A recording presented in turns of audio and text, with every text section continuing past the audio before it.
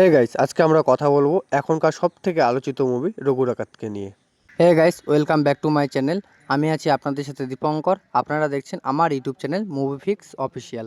তো গাইস, ভিডিওটা আপনাদের জন্য খুবই ইন্টারেস্টিং হতে চলেছে, তাই রিকোয়েস্ট করবো ভিডিওটা ফার্স্ট থেকে নিয়ে লাস্ট অবধি অবশ্যই দেখবেন এবং ভিডিওটি যদি ভালো লেগে থাকে তো অবশ্যই একটা লাইক এবং চ্যানেলটি সাবস্ক্রাইব করে পাশে থাকবেন। তো চলুন শুরু করা যাক।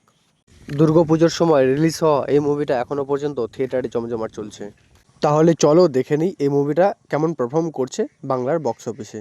ছবি পরিচালনা করেছেন অনির্বাণ ভট্টাচার্য এবং মুখ্য ভূমিকায় রয়েছেন মেগাস্টার দেব এবং তার সঙ্গে রয়েছেন ধ্রুব ব্যানার্জি, ইদিকা পাল, সোহিনী সরকার এবং রূপা গাঙ্গুলি। ঐতিহাসিক গল্পের প্রেক্ষাপটে বানানো এই সিনেমাটি দর্শকদের মনে একটা আলাদা জায়গা তৈরি করে নিয়েছে। রিলিজের পর থেকেই কলকাতা থেকে জেলা পর্যন্ত প্রায় সব জায়গাতেই ভালো রেসপন্স পাচ্ছে এই মুভিটি। দেব এবং অনির্বাণের কম্বিনেশন নিয়ে এখনও পর্যন্ত সোশ্যাল মিডিয়ায় আলোচনা তুঙ্গে। ইনস্টাগ্রাম হ্যাশট্যাগ রঘু ডাকাত এখনও বর্তমান ট্রেন্ডিংয়ে চলছে। দর্শকেরা বলছে দীর্ঘদিন পর টলিউডে এমন একটা অ্যাকশন ফিল্ম এসেছে যা আন্তর্জাতিক মানের। ছবির গান এবং ব্যাকগ্রাউন্ড স্কোর, কাস্টম ডিজাইন সবকিছু নজর কেড়েছে দর্শকদের।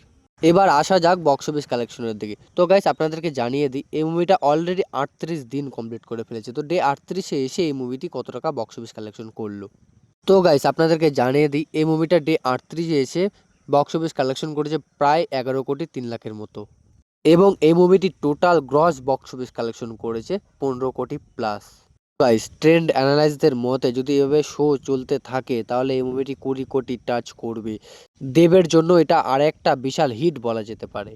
তো গাইস, রঘু ডাকাত মুভি নিয়ে তোমাদের কি মতামত অবশ্যই নিচের কমেন্টে জানাবে এবং ভিডিওটি যদি ভালো লেগে থাকে তো অবশ্যই একটা লাইক, কমেন্ট, শেয়ার এবং সাবস্ক্রাইব করতে ভুলবে না মুভি ফিক্স অফিসিয়ালকে। আমি দীপঙ্কর আবার ফিরে আসবো পরের আপডেট নিয়ে। ধন্যবাদ।